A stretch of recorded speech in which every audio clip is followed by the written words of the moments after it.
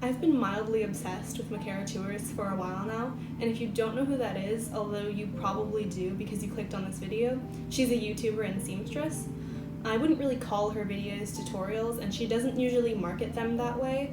She's more of a sewing comedy vlog creator. I thought it would be fun to try to see how her videos fare as tutorials. This is not my first time following one of her tutorials. I followed her Valentine's tutorial a while back, but I didn't film that. I started by following this tutorial from 4 years ago. It's the wrap shirt and dress tutorial. I started with the Goodwill shirt for $5, and here's me cutting up strips from the bottom of the shirt to make it cropped and add strips for the wraps. I didn't cut any straight lines or measure anything because I didn't. Here's the neckline before, and I actually didn't film any of the rest of this process, so I'm going to try to draw you a little diagram to explain what I did.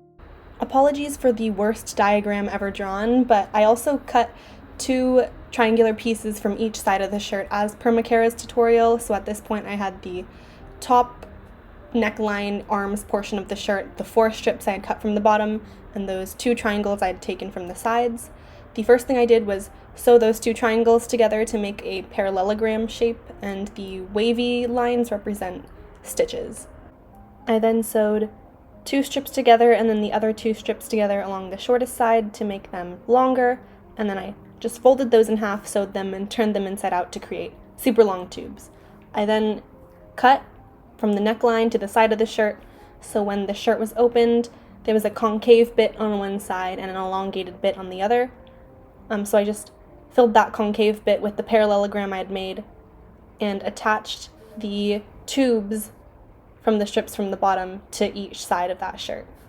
And with that, the wrap shirt was done. As someone who already has some basic sewing knowledge, I thought this tutorial was really easy to follow and made a really good thrift flip. I would choose a shirt more like Micarah did though, because the one I chose had a very slippery fabric and was harder to work with. The next tutorial I followed was from I DIY'd my summer wardrobe, and I made the skirt from the third outfit. In true Micarah fashion, the fabric I used was from an old bed sheet. This was a fitted sheet, so I at first had to cut out all the elastic and seam rip the corners. I then cut out 3 rectangular panels, one twice the circumference of my waist, one 3 times the circumference of my waist, and the last one was 4 times the circumference of my waist. These panels all had varying widths that I genuinely just made up. The longest panel was the shortest though, because it was just a ruffle at the bottom. The longest panel was also made out of 2 pieces because I was running out of fabric at this point. I had made other things out of the bed sheet. I then ran gathering stitches through all the panels and gathered and stitched the bottom panel to the middle, and then gathered and stitched the middle panel to the top or the shortest panel. Micarah explains this a lot better in her video. I think it was pretty easy to follow, especially since this garment is just made out of rectangles. This is what the skirt looked like at this point. I thought it made a pretty cute dress, but I decided to shorten the middle panel to make the skirt the length I wanted. So there's me re-sewing up the bottom ruffle after I had seam ripped everything and cut the middle. I then folded down the top edge of the skirt twice, ironed it and sewed it to create a channel at the top for an elastic. I also hemmed the skirt at this point. I then sewed up the side seam of the skirt, but I didn't sew through the channel at the top. The last step was cutting a piece of elastic the width of my waist and using a safety pin to pass that through the top channel. The last tutorial I followed was this Art Deco homecoming dress because, as Micarah said, "Do you have no skill whatsoever? Then this next design might be for you."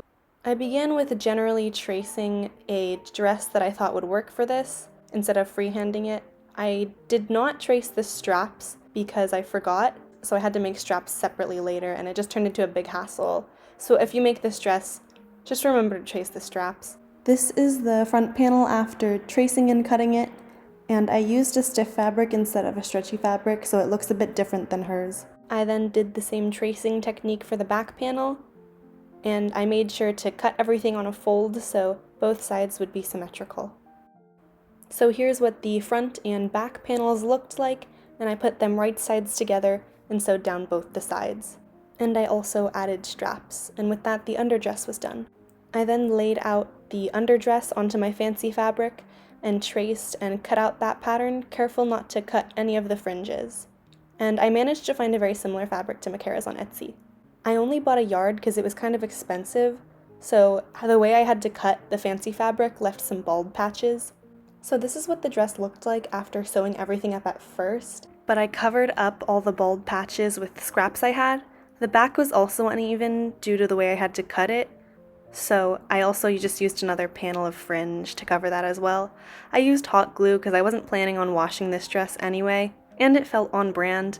There I am neatening up the back and deciding that I'm going to add an entire new row of fabric and fringe just to even everything out. That's the piece I used eventually. In the front, instead of adding scraps of fabric, I thought it looked too bulky, so I just hot glued individual fringes in areas I thought looked sparse. I have a lot of footage of me just gluing on fringes and fixing up other small areas, so I thought now would be the perfect time to tell you my thoughts on this tutorial and Micarah's tutorials as a whole. This was actually the hardest to follow because of the nature of the fabric, the fact I bought too little of it, and her instructions in that video are pretty vague. Also, this fabric made such a mess, I'm probably never going to work with it again, although it is very pretty.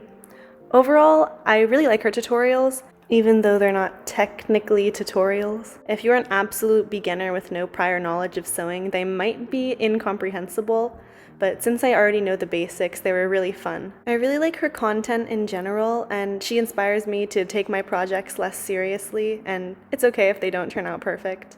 These garments definitely didn't turn out perfect, but that's all I have to say, so I think it's about time for the grand reveal.